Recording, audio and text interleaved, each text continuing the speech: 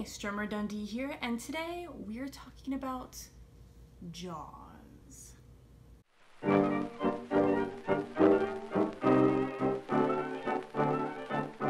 Welcome to Film Files. It's kind of like a review, it's kind of just an excuse for me to talk about movies I like, and it's 100% a fun and friendly environment.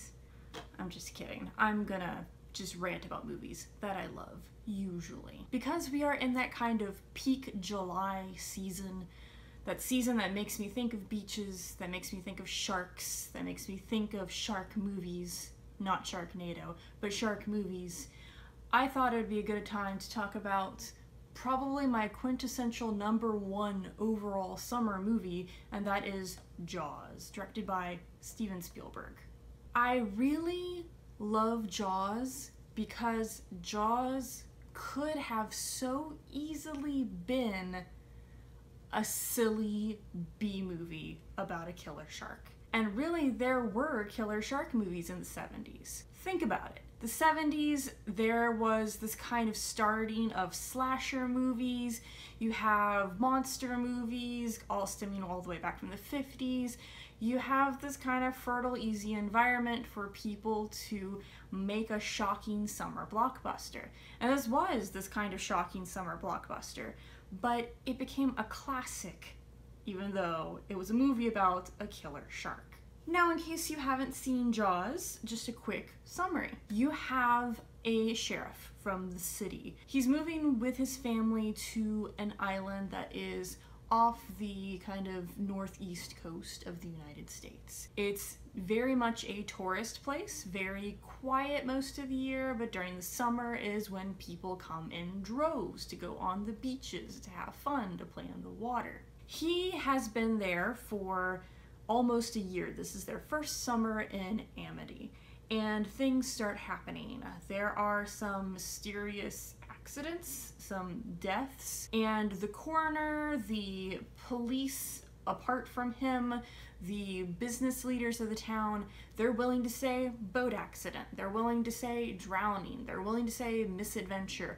they're not willing to say shark. But luckily, our sheriff isn't about just wasting time and hoping no one else gets killed, and he calls in some reinforcements. We have this lovely, snarky, mad scientist character played by Richard Dreyfuss named Matt Hooper, and we also have this kind of steely, weathered boat captain who offers, with the right sum of money, to get the shark named Quint. This could easily be a classic monster movie. You have this sheriff hero who's defying the odds. He's kind of an outsider. He's a city boy. He hates the water. He's not from there. He is this outsider saying, we need to do something about the big bad. Also, in a classic monster movie, the big bad kind of creeps up very slowly. There's a girl that maybe drowned. You know, she was drinking. It was at a party. Maybe she just got caught in the current. Until you look at the chunks that have been taken out of where that is. There's also that classic kind of crazy scientist character. He's not really that crazy of a scientist, but he's a marine biologist who is very much studying these animals and understanding how they work, and even has like a little bit of like scientific sympathy for the animal. Well, that's what it does. It's a shark. They're eating machines. And you have this grizzled old guy who's seen it all. He's kind of like the old caretaker of the place. He's a little cranky, no one really listens to him until it's too late. Now, what keeps this from being that kind of schlocky B-movie that you see once and you laugh and maybe don't even pay attention to and maybe hope that 30 years later MST3K does a riff of it, instead it becomes a classic movie. And there's a couple of different factors to that. One is the writing. Now, this was adapted from a best-selling novel by Peter Benchley, and he, along with another writer, took on the screenplay. So he adapted his own work, and I think that was a very good decision. Some of the lines, for being a monster movie, essentially, it has some of the most quotable lines and a really good undercurrent of kind of dark but realistic humor in it. One of my favorite lines is when Matt Hooper, who has, you know, studied these sharks, he knows that there's still an issue. And he goes up to the mayor, who again is not willing to say shark, he doesn't want to have that connotation.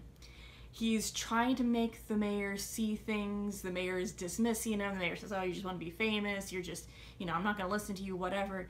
And he says, Why, there, Buster Brown. That's it. Goodbye. I'm not going to waste my time arguing with a man who's lining up to be a hot lunch. I'm going to see you later. Like, great. Just off the fly. Like, it's funny, but it's not unrealistically funny. It doesn't sound like there was this huge brainstorm session of can we give him something funny to say. It's very fitting with his character, very sarcastic. He's kind of a high-strung character. Richard Dreyfuss plays him wonderfully, and it's a really good, quick, solid line, and I love it. Also has the line from the mayor, who again is just, he wants it taken care of, but he thinks it's already been taken care of. He thinks it's fine, everything's safe. He is trying to explain the island way of life, and he has this great line where he says, you yell barracuda. People go, huh? What?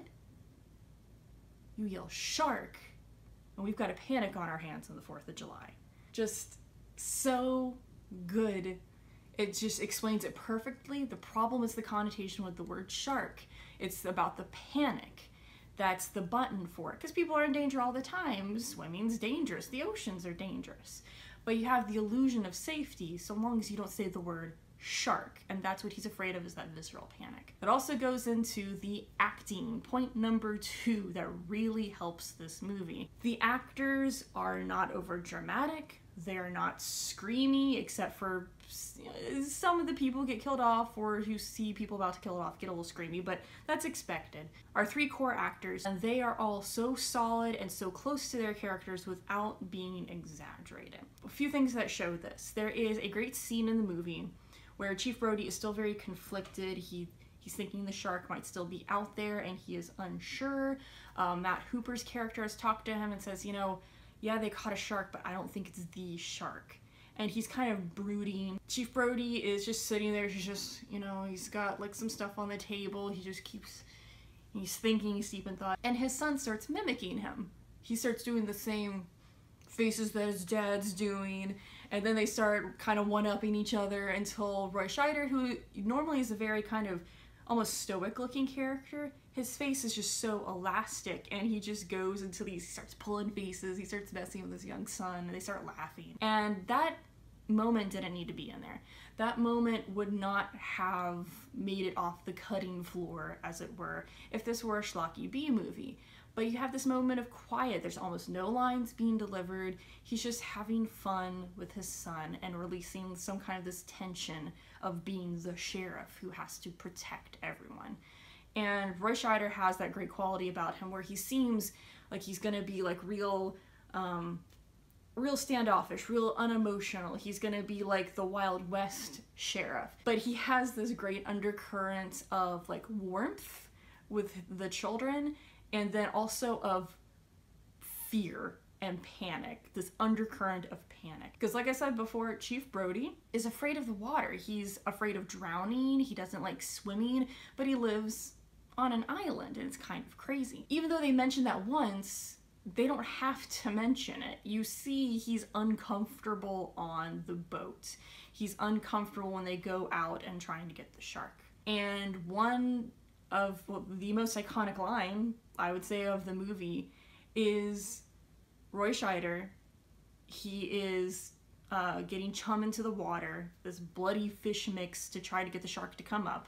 They haven't seen anything at all of this shark. And he's just annoyed. He's like, why am I having to do the gross stuff? Because he's the least experienced sailor on the boat. And then he sees the shark. It comes up and it's enormous. He just stands up, he has the cigarette in his mouth, and then he just backs into the cabin of the boat, looks at Quint, the captain of the boat, and just very calmly, almost like he is so panicked that it's gone around and become calm again, and just says, "You're gonna need a bigger boat." Great line, very simple, but great delivery. There was no panic, there was no gasping, there was no running, there was just, it was so immense that you're able to tell the fear without it being over the top. The third thing that really makes this movie for me is the editing. Like I said before, that quiet scene where he's just kind of sitting with his son, that maybe never would have been in the film. It would have been cut easily for more faster pace action. Let's see the shark, let's see the blood and gore. It's a monster movie. That's the third thing that really could have made this into a silly monster movie, is them showing too much of the shark. All of the interviews I've seen with Steven Spielberg discussing Jaws, I feel like in every single one that I've seen, he always talks about how he wanted that shark to be in way more of the movie than it was. And that's largely thanks to Verna Fields, the editor. The shark, it was a mechanical shark. They nicknamed it Bruce, which I think is where the with the Finding Nemo character, whatever, got its name from. But you have this shark that it looks terrifying when it's done right, but it had so many problems. They had to scrap scenes, shoot over again, it would break down, and if you had it too much in the shot, it would look fake. It would just look like this big toy floating there. So to take this big kind of rubber-suited robot shark and make it look that viscerally terrifying with the dead eyes and the huge open mouth, to feel realistic in a movie from 1975 is amazing. So getting all that footage of the shark cut down very small to where you only see bits and pieces of it. You see its mouth open, you see the nose going under the water.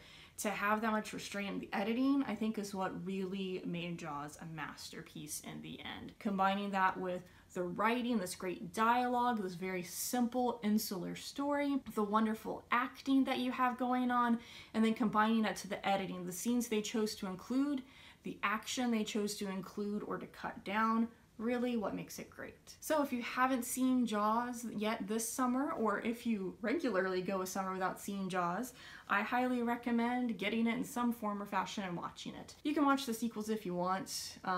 Sometimes I watch Jaws 2 if I feel like having a laugh or there's a marathon on.